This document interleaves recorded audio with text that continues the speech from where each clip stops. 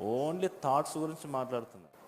లోపల నుండి బయటికి వచ్చేవి ఏమొస్తున్నాయి? లోపల నుండి బయటికి యేసుప్రభు ఏం చెప్పారు తెలుసా? మీరు బయట నుంచి ఏది తిన్నా మిమ్మల్ని అపవిత్రపరచదు. లోపల నుండి బయటకు వచ్చే కోపము, అహంభావము, గర్వము, మత్సరము, వ్యభిచారములు, జారత్వం, ఇవన్నీ ఎక్కడి నుంచి వస్తాయి? లోపల నుండే కదా.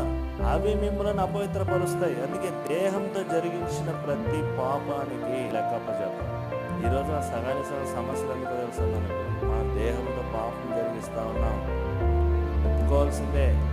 ఇక్కడ ఒప్పుకుంటే అక్కడ భయపడాల్సిన అవసరం లేదు. ఇక్కడ కప్పి పెట్టుకున్నారనుకోండి, అక్కడ దేవుడు అన్ని బయట తీసుకొస్తాడు. కప్పి పెట్టిన ప్రయత్నం చేయదు. ప్రతి క్రియలను, అవి మంచివైనను సరే చెడ్డవైనను సరే, దాని ఫలమును ప్రతి వాడు పొందుతాడు.